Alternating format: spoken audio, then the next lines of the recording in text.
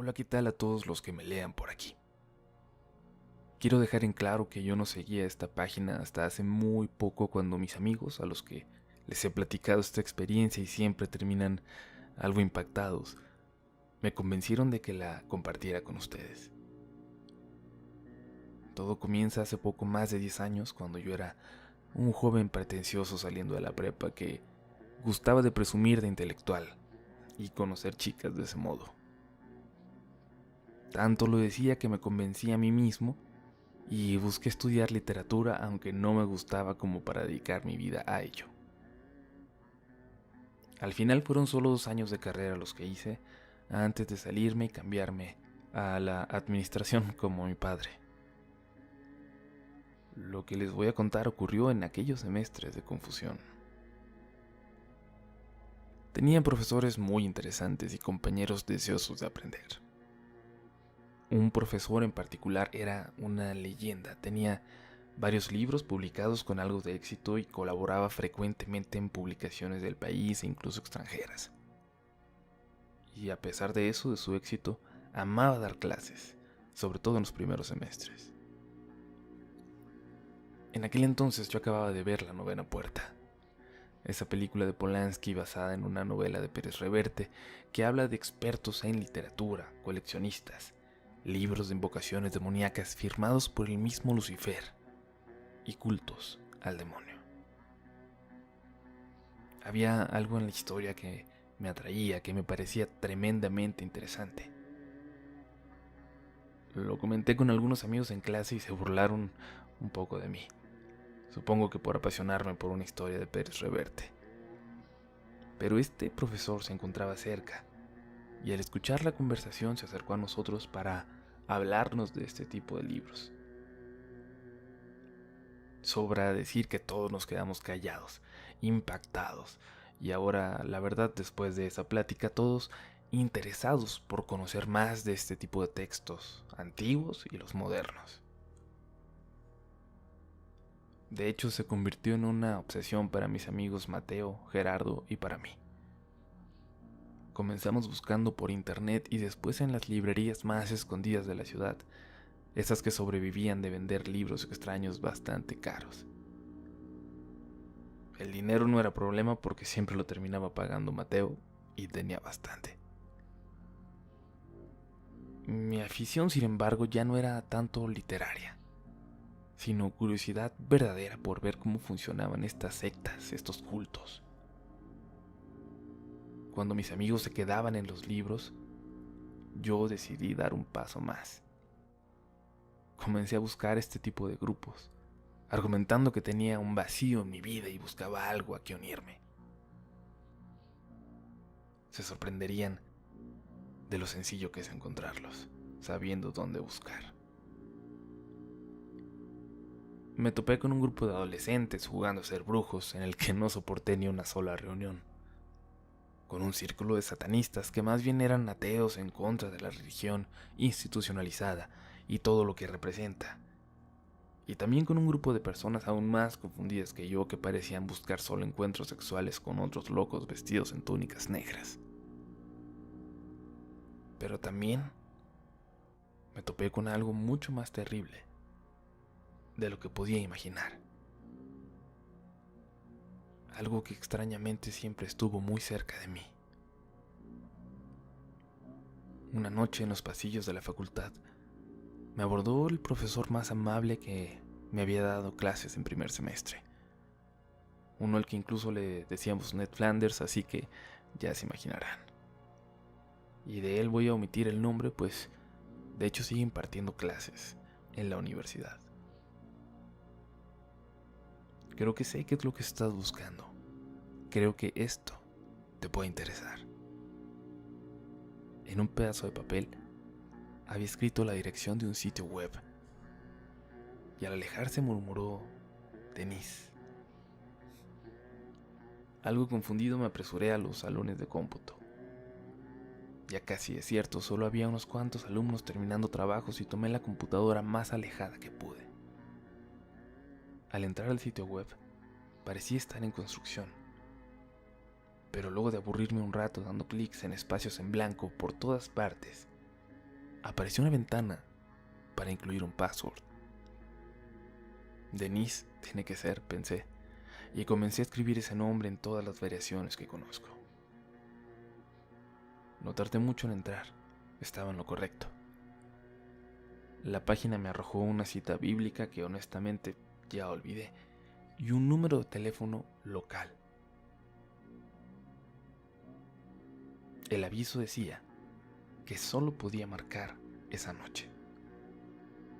La anoté, cerré la página y salí del lugar pensando si en realidad era prudente marcar. La curiosidad, como les digo, era fuerte, y aunque pasaban ya de las 10 de la noche, llamé. Me contestó lo que parecía ser una mujer mayor. Antes de que pudiera explicarle cualquier cosa, me dijo: apresúrate, te estamos esperando. Anota bien esta dirección. Desde la escuela deberías estar llegando en menos de media hora, pero date prisa. Además, me habló por mi nombre. A pesar de que no sabía hacia dónde iba, estaba feliz por tener una aventura literaria, una historia que contar, por tal vez por fin ser esa persona interesante que me gustaba fingir ser. Atravesé corriendo el estacionamiento donde mi carro era el único ya, y busqué como loco la dirección a la que tenía que dirigirme. En algún momento me perdí y había pasado casi una hora ya cuando por fin di con ese lugar. Me estacioné en la cuadra contigua y, ahora sí, con mucho de nervio, me acerqué a la casa. La calle estaba completamente vacía. Mientras tocaba la puerta noté un letrero con la imagen de la Virgen de Guadalupe que anunciaba que ese lugar era católico y no se admitían propagandas de ninguna otra religión.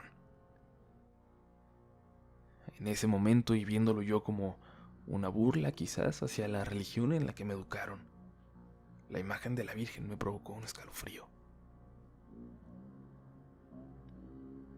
Me abrió una chica bellísima a quien ya había visto en la escuela, y me invitó a pasar. Me saludó como si no me conociera. Evidentemente yo no había generado en ella el impacto que ella en mí, y me hizo esperar en una salita sentado frente a ella. Tenía una falda exageradamente corta, y me hacía difícil concentrarme en lo que había ido a hacer. La casa, iluminada por velas rojas como en una película de bajo presupuesto, se veía macabra, pero por eso, porque por lo demás parecía la casa de una familia normal. Una familia con dinero para una casa enorme y con muebles antiguos, pero normal. De la nada apareció una señora. Supuse que la que me había respondido al teléfono, y nos pidió seguirla. Por lo que le decía a la chica, pude entender que ella era hija del profesor que me había dado la invitación. Y no supe si eso me hizo sentir mejor o todavía más nervioso. Desde la habitación a la que nos llevaron, iluminada apenas por una vela, pude ver por un ventanal el enorme jardín interior en la parte trasera de la casa. Lo que voy a describirles a continuación es lo que mi mente alcanzó a ver en un segundo, pero casi estoy seguro de que nada es producto de mi imaginación.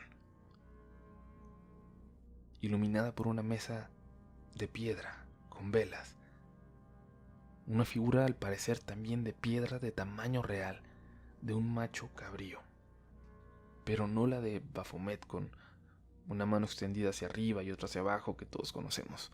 No, una imagen, no sé cómo describirla, pero mucho más brutal, aterradora. Alrededor habrían al menos unas 25 o 30 figuras en túnicas rojas, varias de ellas muy pequeñas. Podría asegurar que se trataba de niños.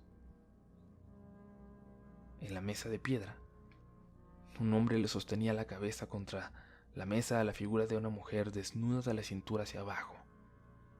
y otra mujer acercaba un macho cabrío hacia ella, jalándolo con una cuerda desde el cuello y subiéndolo en la mujer desnuda como si... Bueno, creo que no es necesario explicar. Ese segundo, esa escena se quedó marcada en mi memoria hasta el día de hoy. Por eso puedo asegurar que cada detalle contado es fiel a la realidad. Y fue solo un segundo porque la mujer que nos llevaba a nosotros, nos bajó la cabeza de un golpe, a la chica y a mí, y luego con una sonrisa nos dijo, no, aún no se vale mirar. Un grito seco de mujer vino de afuera. Y solo eso. Un cántico como un murmullo. Era lo único que se alcanzaba a escuchar.